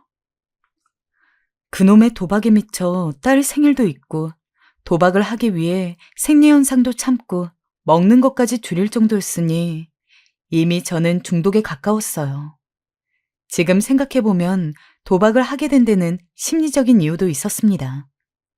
도박을 할 때만큼은 모든 걸 다 잊을 수 있었던 것 같아요. 실직한 가장이라는 것도, 무능력하다는 것도, 제가 패배했다는 것도, 또 적은 돈으로 큰 액수를 딸 때는 얼마나 황홀한지 마치 세상을 다 가진 것 같았어요. 그곳에선 그 누구도 저를 만만히 볼 수가 없었죠. 저는 그 맛에 완전히 중독되어 버린 것 같았어요. 하지만 도박이 그렇듯 한 번 따면 저는 그 돈을 또 넣으면서 크게 번 돈을 몽땅 잃어버렸어요. 그러다 보니 저는 더 나락으로 떨어졌습니다. 대부업체에서 비싼 이자로 대출을 하게 되었고 결국 빚이 산더미처럼 불어나더니 빚 도초장이 집안에 날아오기 시작했어요. 그리고 아내가 모든 걸 알아버렸습니다. 남편이 회사에서 잘리고 심지어 빚까지 졌다는 것을 말입니다. 아내는 저의 빚을 알게 되고 난 후 처음으로 아빠로서 그럴 수 있냐며 성을 내고 엉엉 울었습니다. 당신 어떻게 그럴 수가 있어? 나 당신 하나 믿고 우리 엄마 반대 다 물리치면서 시집 왔어. 근데 뭐? 도박? 당신 정말 미친 거 아니야? 사람으로서 어떻게 그래? 어떻게? 나랑 내 딸은 앞으로 이제 어떻게 살라고? 미안해. 그리고 아내는 곧바로 짐을 싸 딸을 데리고 친정으로 가버렸습니다. 엄마 왜 울어? 우리 왜 할머니 집 가는 거야? 아빠, 말 좀 해봐. 너무 가슴이 아팠던 건 마지막으로 딸아이가 집을 떠나면서 절 보는데 그 눈빛에 뭐라 대답할 수가 없어 고개를 돌렸다는 거예요. 아내도 정말 깝깝했을 거예요. 저 하나 믿고 한 결혼인데 남편이 이 모양 이 꼴이라니. 제 아내 그래도 부유한 집안의 외동딸로 자라 음대까지 나온 사람이었어요.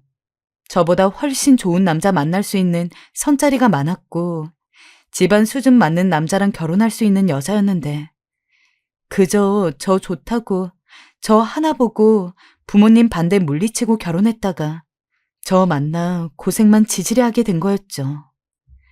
그런 제게 늘 장모님이 하시는 소리가 있었어요. 자네, 우리 희영이 데려갔으면 적어도 밥은 굶기지 말고 말썽 피우지 말고 남편 노릇 제대로 해. 내가 자네랑 결혼시킨 건 자네가 나한테 한 약속 때문이니까. 아니 근데 왜 맨날 직장에서 승진도 못하고 빌빌거리고 그러고 다니나? 아니 도대체 승진은 언제 하는 거야? 알겠습니다. 이번엔 꼭 승진할 수 있을 거예요. 걱정하지 마세요, 장모님. 그럴 때마다 속에서 울분이 튀어나왔지만 전 고개를 수그렸습니다. 아내가 친정에 가고 며칠 뒤 이 모든 사실을 알게 된 장모님은 집으로 득달같이 달려와 제 뺨을 여러 번 치셨어요. 내 이럴 줄 알았어. 변변치 않은 집안의 고졸 출신 자네한테 시집간다 했을 때부터 일이 이렇게 될 줄 알았네. 자네 무능력해도 사람은 좋아서 나 그거 하나만 보고 여태껏 아무 말 없이 자네 사위 대접해줬네. 근데 돌아온 게 겨우 이건가? 도박? 이 몹쓸 자식 같으니라고. 자넨 사람도 아니야. 저 자식 다 버려놓고 도박하러 다닌 게 어디 사람인가? 짐승 새끼지. 이 짐승만도 못한 놈아. 장모님은 제 뺨을 치시고 장인어른은 고개를 절레절레 흔드셨지만 이대로 가족을 잃으면 모든 걸 잃는다는 생각에 저는 무릎을 꿇고 아내를 보며 설득했어요. 여보, 은주 엄마, 나 도박 끊을 수 있어. 이젠 손도 대지 않아. 다시 회사도 취직하고 빚도 어떻게든 갚아볼게. 나 이런 말할 자격 안 되는 거 알아. 근데 한 번만 나 용서해줘. 한 번만이라는 말을 얼마나 반복했는지 모릅니다. 저는 한 번만 믿어달라고 애걸복걸했고 아내는 성정이 유약한 사람이라 저를 쳐낼 수가 없었죠. 마지막이라며 절 믿어줬어요. 그러나 전 쓰레기였어요. 며칠은 저도 절 믿어준 아내와 딸아이를 보며 PC방도 가지 않았고 컴퓨터에 손도 대지 않았어요. 그런데 역시나 아내가 잠시 딸과 집 밖으로 외출했을 때 딸아이의 방 안에 있는 컴퓨터가 눈에 들어오더군요. 갑자기 심장이 뛰고 흥분이 되기 시작했어요. 머릿속으로 제가 딸 수 있는 돈들이 계산되더니 정신을 차렸을 땐 이미 눈이 돌아 컴퓨터 앞에 앉아 있었어요. 그렇게 아내가 보지 않는 시간에 도박에 또 손을 대기 시작했습니다. 그리고 결국 돈이 모자라 어머니의 지갑에까지 손을 대면서 그땐 전 처음으로 제가 정상이 아니라는 걸 알았습니다. 이혼해. 당신이랑은 못 살아. 아내의 차가운 말이 귓가에 들려왔을 때쯤엔 후회해도 소용없었죠. 당연히 아내는 제게 이혼 도장을 찍자 말했고 전 할 말이 없었습니다. 평생 당신 걱정하며 살다가 나 수명이 줄어든 것 같아. 나 당신 만나고 마음 편하게 산 적이 한 번도 없었어. 늘 회사에 치여 스트레스 받지. 나하고는 얘기도 잘 안 하려 하지. 당신은 지금껏 아빠도 남편도 아니었어. 그냥 집에 거주하는 하숙인이었지. 이제 우리 남남으로 살자. 남으로 살면서 서로 궁금해하지 말고 지내자. 아내의 목소린 단호했고 정말 진심이었습니다. 그리고 아내의 목소리 안에서 그간 저 때문에 얼마나 힘들었는지 그 고통이 절절히 느껴졌어요. 제가 결혼하고 나서 참 모질이처럼 살았다는 것도요. 일하고 오면 쉬기 바쁘고 자기 바쁘고 주말엔 나가려 하지도 않고. 아내 말이 맞았습니다. 생각해보면 아내 말대로 저는 아빠도 남편도 아니었죠. 그렇게 저는 집에서도 쫓겨나 완전히 혼자가 되었습니다. 그리고 나이 45살에 늙고 병든 어머니 도움으로 고시원에 살 돈만 얻어 거기서 지내게 되었습니다. 여름엔 덥고 겨울엔 너무 추워 열악한 환경이었지만 차라리 전 그곳이 나았어요. 술은 적어도 마음껏 먹을 수 있었고 또 오롯이 혼자였으니까요. 그렇게 전 점점 현실에서 멀어져 갔습니다. 그런데 어느 날 예상치 못한 손님이 찾아왔어요. 바로 형님이었어요. 형은 저와 나이 차이가 많이 나 어렸을 때부터 절 키우다시피 했던지라 절 아들처럼 대하곤 했던 형님이었습니다. 사실상 제겐 제2의 아버지나 다름이 없었죠. 형님을 보자 더 면목이 없었는데 형님은 아내에게 어느 정도 이야기를 들은 터였던지라 제 몰골을 보고도 어느 정도 상황을 이해하는 것 같았어요. 끊어보자. 응? 수명아, 끊을 수 있다. 네 의지만 있으면 돼. 너 빚도 갚아야 하고 해야 되는데 언제까지 이러고 도망다니며 살 거냐. 형이 급한 불은 꺼줄게. 이 돈으로 큰 빚은 갚고 우리 다시 시작해보자. 형도 상황이 좋은 편은 아니었는데 동생 소식을 듣곤 주변 사람들에게 돈을 꾸면서까지 제 돈을 해주셨습니다. 최소한 그렇게 해서라도 제가 희망을 찾기 바랬던 것 같아요. 전 그런 형의 마음이 고마워 일단은 알겠다고 하고 열심히 살겠다고 약속까지 했습니다. 그 뒤로도 형은 계속해서 제 안부를 물어주며 상황을 살펴주었고 또 가끔 고시원에 들려 반찬이며 쌀이며 챙겨 갖다 주곤 했어요. 형, 이렇게까지 안 해도 되는데. 밥은 든든히 먹어야 한다, 수명아. 알겠지? 아무리 힘들어도 밥심으로 사는 거야. 절망적인 상황이었지만 형의 온기가 있으니 그래도 그럭저럭 사라지더군요. 저는 일단 큰 불을 껐으니 나머지 돈을 갚아야겠다 생각하고 정신없이 일자리를 구했습니다. 그런데 나이가 많은 절 써주는 데가 생각보다 없었어요. 당시 취업시장 고용률이 적기도 했고 어떻게든 면접까지 올라가면 다들 곤란하단 표정으로 고개를 내저었습니다. 참 어찌 살아야 할지 너무나 막막했죠.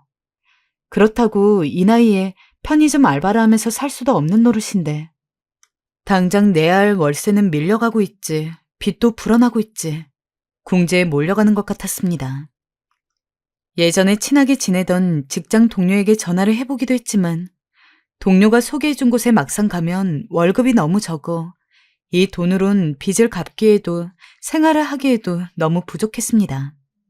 그러다 보니 저도 지친 걸까요? 원하는 회사에 취직은 안 되고 부탁은 자꾸 거절만 당하니 스스로가 먼지 같은 존재로 느껴지기 시작했습니다. 그러면서 다시 술을 입에 대기 시작했던 것 같아요.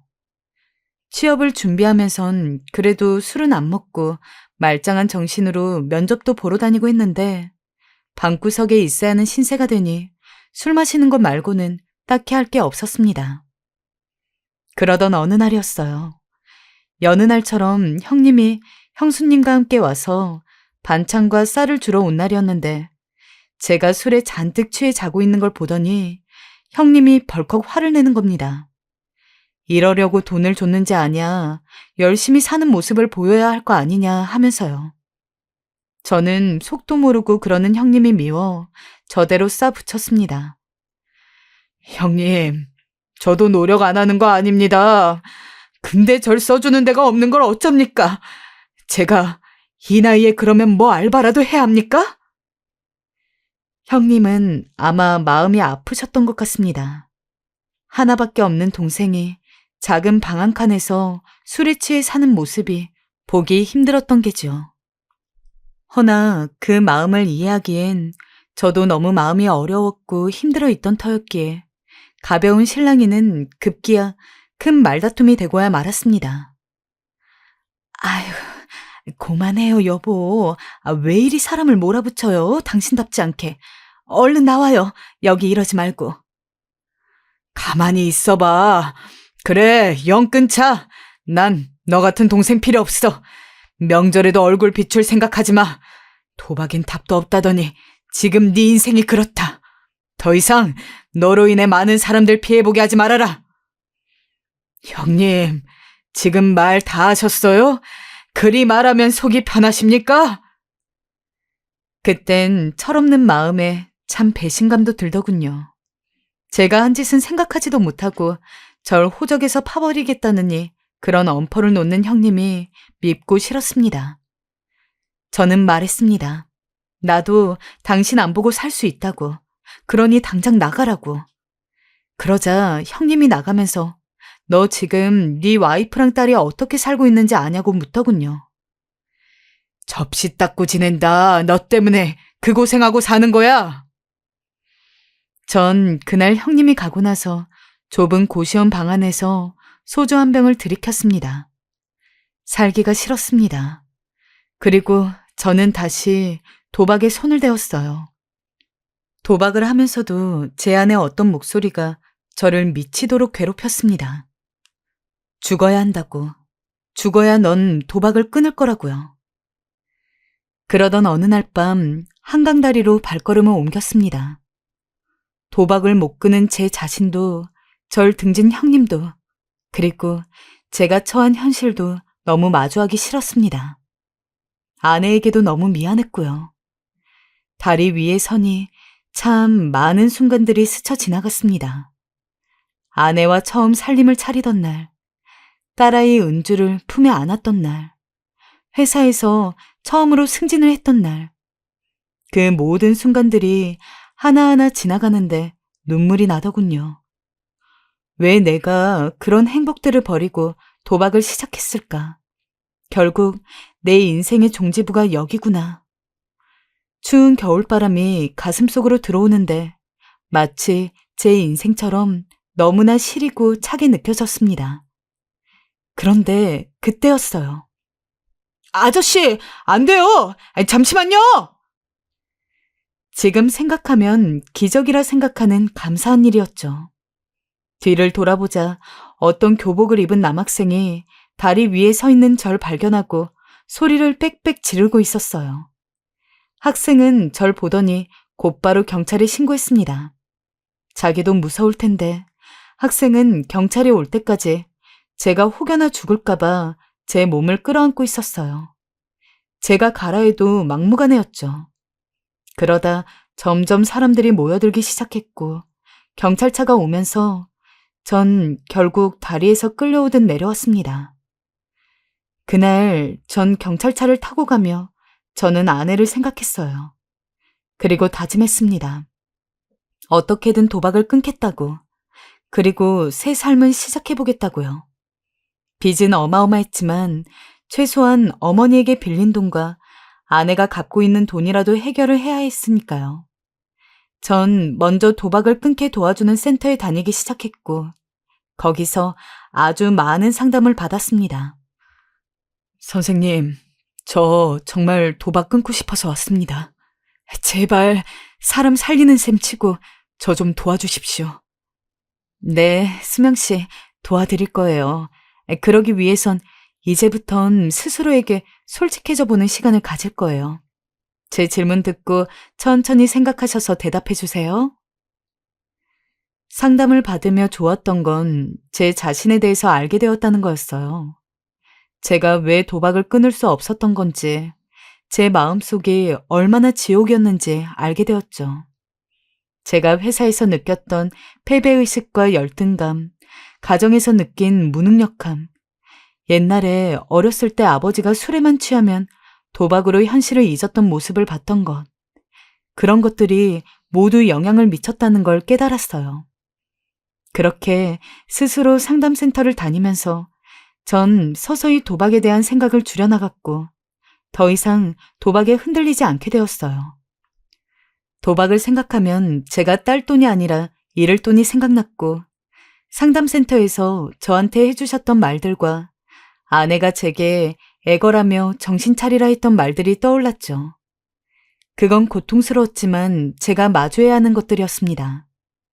그러면서 전 천천히 원래의 제 삶으로 돌아왔습니다. 처음으로 독한 술에서 정신이 깬 기분이 들었어요.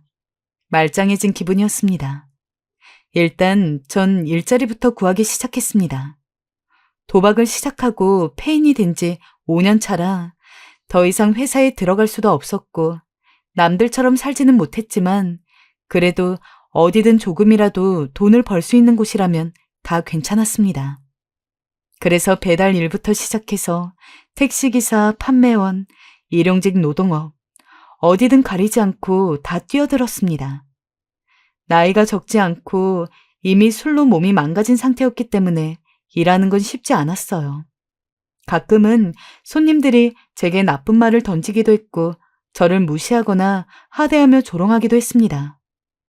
특히 좀 힘들었던 건 택시기사 일이었어요.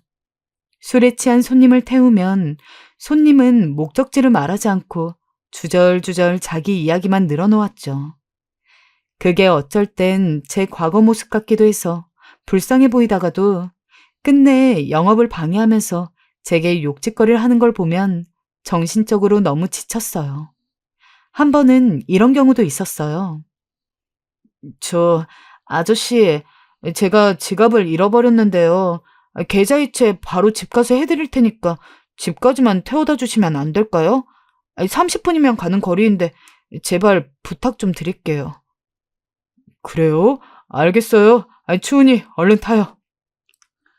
추운 겨울날이었는데 교복 입은 남학생 2명이 빙판길에 서서 오들오들 떨고 있는 게 딱했어요. 일단 택시 기다리는 모양새여서 가보니 애절한 얼굴로 저렇게 말하길래 알겠다 하고 태워줬는데 학생이 말한 것처럼 집까지 가는 거리는 30분 거리가 아니고 무려 1시간 반이 걸리는 거리였고 학생은 집에 도착하자마자 바로 입금해드리겠다고 하며 택시 밖으로 나가더니 그 뒤론 소식이 없었습니다. 한마디로 제가 그 어린 아이들에게 사기를 당한 거였죠. 돌아오는 길에 얼마나 마음이 서글퍼지던지. 참, 별일이 다 있다 싶으면서도 괜히 울적해졌어요. 뭐 힘든 일을 말하자면 한두 가지가 아니죠. 그냥 버텨야 한다, 고단하고 힘들어도 이것밖에 없다, 이런 마음으로 살 수밖에 없었어요. 배달 일을 하면 왜 이렇게 늦게 왔냐며 저한테 화를 내는 손님들도 있었고, 빨리 배달을 가려다가 그 바람에 사고가 나서 팔이 부러진 적도 있었지만, 아무리 힘들어도 술은 웬만하면 돈이 아까워 마시지 않았고, 그냥 하루하루 일할 수 있다는 것에 감사한 마음으로만 살려고 애썼습니다. 물론 가끔은 일이 너무 고단해 술을 한잔하며 잠들기도 했지만, 제가 정말 몸이 늙으면 하고 싶어도 일을 못할 수도 있고, 그럼 빚도 못 갚아 다른 사람들에게 폐만 끼치게 될 테니 정신을 더 바짝 붙들려 있던 것 같아요. 그리고 일을 시작하고 1년 후 아내에게 문자를 남겼습니다. 아내와 이혼하고 3년 정도 되었을 때였죠. 아내의 생일날이었어요. 잘 지내니? 생일 축하한다는 메시지를 보내면서 아내에게 잘 지내고 있냐고, 미안했다고, 우리 딸은 혹시 잘 있냐 물었습니다. 문자를 보내고 조금은 기대했습니다. 다시 연락이 오지 않을까. 하지만 아내에게서는 답장이 없었습니다. 아내의 입장은 충분히 이해할 수 있었습니다. 저라도 도박에 빠져 가정을 등진 남편을 다신 보고 싶지도 연락하고 싶지도 않았을 테니까요. 그래도 그때 가슴은 무척이나 아팠습니다. 저는 정상으로 돌아왔지만 이젠 옆에 남은 사람들이 없다는 생각이 들어서요. 형님과의 관계도 어느 정도 회복을 하고 싶어 어머니를 통해 도박을 끊었다고, 어느 정도 수입을 가지고 살고 있고 빚도 갚고 있다고 말씀을 드렸는데, 정말 인연을 끊을 생각이셨던 건지 형님 역시 제게 연락하지 않으셨죠. 형님, 제가 지난번에 너무 못된 말만 한 것 같아 마음에 걸립니다. 부디 못난 아우 용서해 주시고 건강하게만 지내주세요. 형님에겐 이 문자를 따로 보내고, 그렇게 형님도 아내도 다 지나간 과거라 생각하며 잊고 살았습니다. 그러던 어느 날 문제가 생겼습니다. 제가 빚을 갚아야 하는 몇몇 분들이 있었는데, 그분들 중 한 분이 갑자기 돈을 빨리 내놓으라며 일하는 곳까지 찾아와 욕을 하기 시작한 겁니다. 당시 식당에서 일을 하고 있었는데 제 멱살까지 잡으며 위협을 하더군요.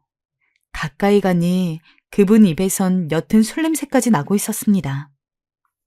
원래 갚아야 할 날짜가 있는데 왜 갑자기? 아이, 내 사정이 바뀌었어. 급하다고. 얼른 돈부터 내놔. 아, 저 이번 달 월급을 다 드려도 선생님이 원하시는 액수는 드릴 수가 없습니다. 처음에 제가 말씀드린 대로 조금만 시간을 주시면 다 갚을 수 있는데 천천히 나눠서 갚으면 안 될까요? 제발 부탁드립니다. 제가 어디 도망갈 놈 아닌 거 알지 않습니까? 그분에게만 돈을 빌린 게 아니었고 수중에 남아있는 돈도 별로 없었습니다. 기껏해야 제가 먹고 잘 수 있는 돈도 부족해서 노숙을 해야 하나 생각할 판이었으니까요. 무엇보다 처음엔 나눠서라도 갚으라고 하셨던 분이 이렇게 하시니 너무 급작스러웠습니다. 일단 어떻게든 좋게 대화로 풀어보고 싶어서 조용조용 제 입장을 말했지만 그분은 이미 그럴 생각이 없었습니다. 아이, 그러니까 돈 못 주겠다고? 어? 돈 내놓으라고, 이 거지 자식아! 도박으로 전 재산 날린 네 놈 말을 내가 어찌 믿냐고! 그분은 제 얼굴에 대뜸 주먹을 날렸고 저는 그대로 쓰러져 버렸습니다. 그런데 쓰러지면서 불판이 무너지는 바람에 뜨거운 불판들이 몸을 뒤덮고 말았죠. 순간 비명이 튀어나왔고 그분도 놀랐는지 아무 말 못하고 서 있었어요. 다행히 사장님과 직원들이 빠르게 119를 불러줘서 제때 처치를 받긴 했지만 그 바람에 저는 화상 치료를 받아야 했고 일도 며칠 쉬어야 했습니다. 예상치 못한 돈이 빠졌으니 마음은 더 초조했지만 저는 일단 그분을 찾아갔습니다. 안녕하세요. 저 김수명입니다. 잠깐 얘기 가능하신지요? 그분은 절 보더니 조금 당황해 하시다가 안으로 들어오라 하셨어요. 저는 그분께 노숙이라도 해서 반드시 갚을 거라고, 그러니 조금만 기다려달라고 진심을 섞어 말씀드렸습니다. 그리고 제가 어떻게 살고 있는지 다 보여주었죠. 그분은 한참 동안 제 말을 묵묵히 들어주더니 밖에서 소주 한 병을 사와도 되냐 묻더군요. 제가 알겠다 하자 그분은 잠시 후 정말 소주를 사왔고 저는 그분과 술잔을 기울이기 시작했습니다. 가게 영업이 안 돼서 나도 힘든 상황이 있었어요. 곧 이 가게 처분해야 할 처지이거든요. 그래서 그날 술 한잔 한 김에 무턱대고 수명실 찾아간 겁니다. 당장 돈이 너무 급해 그랬는데 다치게 해서 미안하고 이해합니다. 천천히 갚아주세요. 그분은 병원비를 제외하고 돈을 갚아달라 했고 그날 저는 그래도 조금은 가벼운 발걸음으로 돌아갈 수 있었습니다. 나중에 알게 되었지만 제 성의를 좋게 보셨던 건지 제가 돈을 빌린 다른 분들께도 한번 저를 믿고 기다려보라 말해주었다 하더라고요. 덕분에 저는 크게 스트레스 받지 않고 조금은 마음의 짐을 내려놓은 상태로 일에만 집중할 수 있었습니다. 그때 다시 한번 사람의 따뜻함을 느꼈던 것 같습니다. 물론 한강 다리에서 절 붙잡아준 학생도 그렇고 상담센터에서 제게 진심으로 말을 해주신 상담 선생님들도 그랬지만 채무자와 채권자의 관계로 만나 이렇게 사정을 이해해주는 관계는 흔치 않으니까요. 전 그 이후로도 그분과 아주 가끔 만나 문자를 주고받았고 조금씩 꾸준히 돈을 갚아나가는 모습을 보여드렸습니다. 다행히 그분도 가게 상황이 좋아져 처분하지 않게 돼서 제게 더 이상 빚 도척은 하지 않았습니다. 일련의 사건들을 겪으며 전 생각하게 되었죠. 제 인생이 흘러 여기까지 오긴 했지만 아주 비참한 인생은 아니라고, 그래도 나름대로 의미 있는 삶을 살고 있다고. 빚을 다 갚는 날이 오면 적어도 편안하긴 죽을 수 있을 것 같다고. 제가 놓쳐버린 것들에 너무 연연하지 말고 앞으로 다가올 날들만 생각하자고 스스로 위안하기도 했습니다. 그러면서 그때 한강 다리에서 절 잡아준 그 교복 입은 학생에게 감사하고 또 감사했습니다. 아마 그때 생을 버렸다면 이런 감정마저, 이런 생각마저 할 수 없었을 테니까요. 그래도 역시나 제일 그리운 건 가족의 품이었습니다.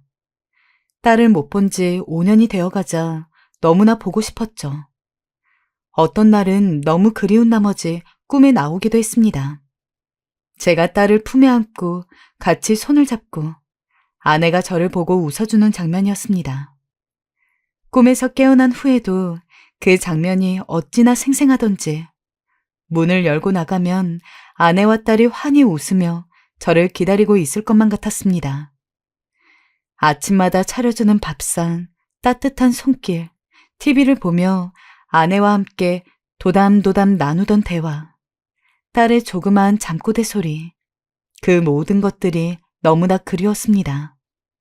그럴 땐 축축한 베개를 끌어안으며 숨죽여 울었습니다. 그리고 어쩌다 한번 우연이라도 한번 마주치길, 딸과 아내가 마음속으로 저를 용서해주길 깊이 바라고 바랬어요. 허나 그럴 때마다 저는 대리라도 뛰어나가 그 생각을 없애곤 했습니다. 나에게 그런 일은 없을 테니 헛된 희망 품지 말자고 다짐하면서 말입니다. 사람이 바랄 수 있는 것만 바라야 하잖아요. 그게 제가 할 수 있는 최선의 노력이었습니다. 하지만 인생은 호락호락하지 않았습니다. 제가 받은 벌이 아직 다 끝나지 않은 건지 이번엔 제 몸에 이상이 오더군요. 햇볕이 미치도록 쨍쨍한 어느 날 급히 주문이 들어와 배달을 나갔다 배달할 집을 앞두고 어지러움을 느낀 겁니다. 저는 순간 중심을 잡지 못하고 옆으로 쓰러져 버렸습니다. 배달통에 들어있던 음식들은 모두 엎어졌고요. 저는 허둥지둥 일어나 엎어진 짜장면을 주워 담았습니다. 그런데 이상하게도 눈앞이 뿌연 게 가시지 않는 겁니다. 머리는 핑핑 돌았고요. 지나가던 사람이 저를 붙잡아 주었지만 전 괜찮다며 손님이 기다리니 배달은 나가야겠다는 생각으로 일어섰어요. 하지만 다시 쓰러져 버렸고 그 뒤는 기억이 나지 않아요. 일어나 보니 하얀 천장이 보였죠. 그때 의사가 제게 검사를 한번 받아보자 말하더군요. 혈압 수치도 낮고 암이 의심되는 몇몇 증상들이 있다고 하면서요. 검사요? 비용이 얼마나 되죠? 저는 망설였습니다. 검사 비용이 만만치 않으니까요. 하지만 얼마 전부터 혈변도 나오고 구토 증세나 어지러움도 있었기에 불안하긴 했습니다. 어차피 일은 계속해야 하니 혹시 모를 사태에 대비해서 더 늙기 전에 한번 받아봐야겠다 싶더라고요. 저는 검사를 받고 난 후에도 계속 일을 나갔습니다. 머리가 어지럽고 가끔 쓰러질 듯 아프긴 했지만 대수롭지 않게 생각했죠. 그런데 결과를 듣기 위해 찾아간 병원에선 제게 청천벽력 같은 말을 하였습니다. 제가 대장암이라 하더군요. 정말 마음 깊은 곳에서 한숨이 올라왔습니다. 의사는 다만 암이 많이 진행되지 않았고 나이도 그리 많지 않으니 지금 치료를 받으면 괜찮을 거라고 했습니다. 하지만 병원 밖을 나오는데 몇 년 만에 끊었던 담배를 다시 입에 물었습니다. 뭐라 말로 표현할 수가 없는 기분이었어요. 가슴이 콱 조여오는 게 수술비와 앞으로 벌어야 할 돈과 액수가 머릿속에 떠나질 않더라고요. 수술을 해서 살아남는 건 문제가 아니었습니다. 문제는 빚이었죠. 일을 쉬는 게 두려웠으니까요. 그래도 어쩌겠습니까? 살아야 또 돈을 벌 수 있는 현실이니 전 최대한 빨리 수술을 받기로 했습니다. 그런데 수술대에 눕는데 3명의 얼굴이 떠오르더군요. 고생하고 있을 제 아내와 그리고 딸, 제게 모진 말을 했던 형님의 얼굴이었습니다. 그 얼굴들이 눈앞에 어른거리자 순간 눈물이 비죽 흘러나와 볼을 타고 흘렀습니다.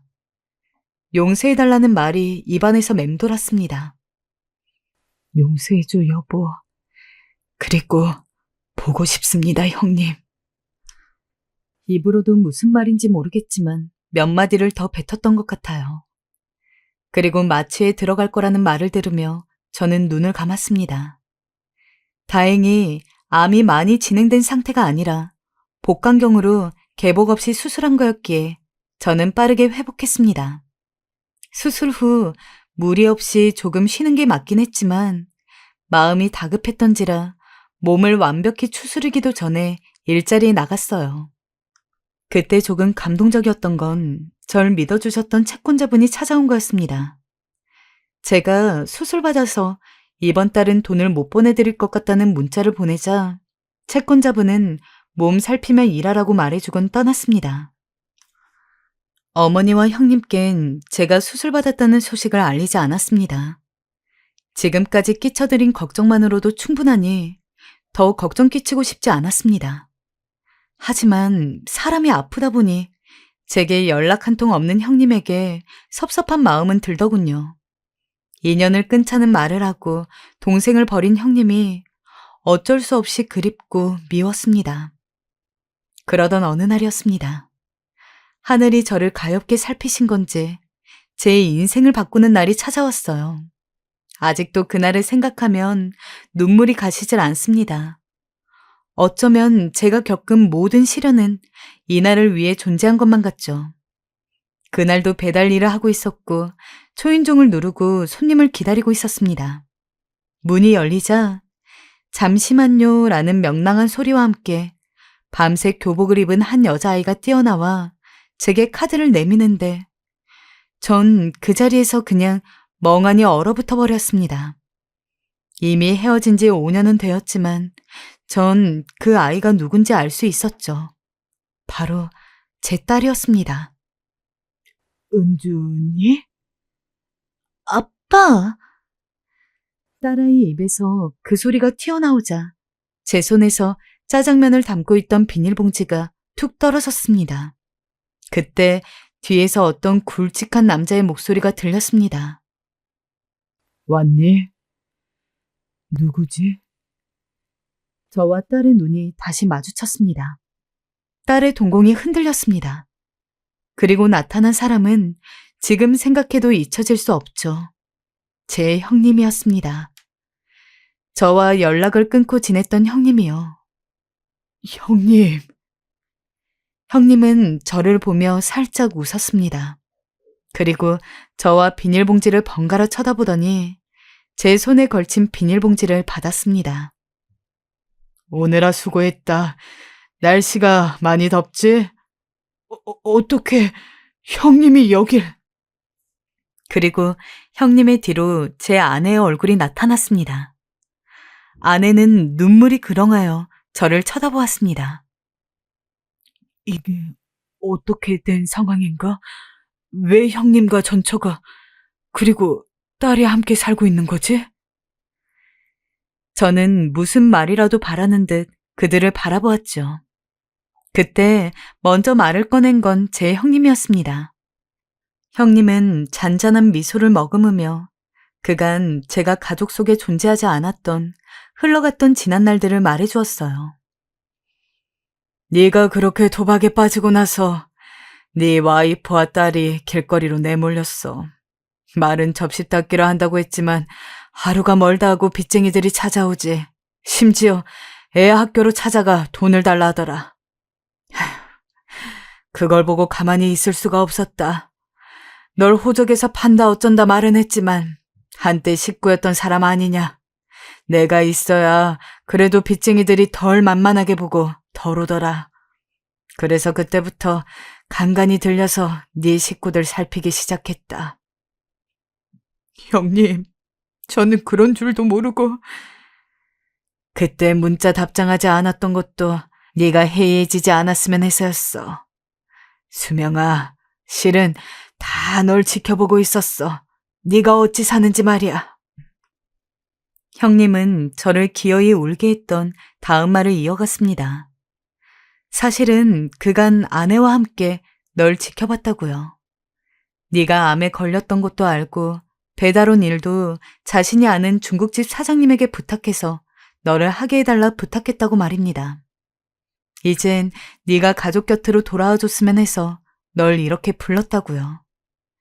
그때 아내가 제게 다가와 손을 꼭 잡아주더니 말하더군요. 나 당신 원망은 많이 했지만 그래도 당신이 필요해. 우리 곁으로 와 이제. 전 아내의 말에 완전히 무너져 그저 어린아이가 울듯 꺼이꺼이 울었습니다. 그리고 그렇게 우리 가족은 그날 이후로 다시 하나가 되었습니다.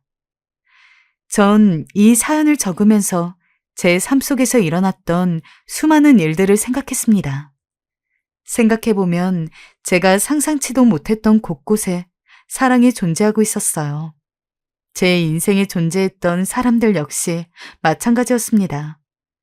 사람 구실도 못하던 저를 따뜻한 시선으로 봐주고 기다려준 사람들이 있었기에 저는 죽지 않고 이렇게 글도 쓸 수 있게 되었습니다. 그저 제 안에 채워지지 않는 갈망만을 채우려다 스스로 인생을 망가뜨린 저를 세상의 시선이 아닌 다른 시선으로 믿고 기다린 사람들 덕분에 전 살아있었습니다. 그리고 그분들께 진심으로 감사해요. 절 한강다리에서 구해준 학생, 도박 중독센터 상담 선생님, 아내와 그리고 딸, 어머니, 마지막으로 형님. 그분들이 있었기에 버틴 삶이었습니다. 여러분도 오늘 하루 누군가 한 명쯤은 분명 어딘가에서 당신을 응원하고 있다는 말을 믿으셨으면 합니다. 정말로 그럴 테니까요. 또 여러분이 삶에서 어떤 고비를 겪고 지나치고 있더라도 그게 결코 영원하진 않을 거예요. 폭풍은 언젠가 지나갈 겁니다. 폭풍이 오는 이유는 그 이후에 들어오는 햇빛의 소중함을 알게 해주려는 신의 뜻이라는 걸 전 알게 되었으니까요. 아마 제 실현의 의미는 그 소중함을 아는 것이었나 봅니다. 오늘 모두 평안한 하루 되시고 들어주셔서 감사합니다.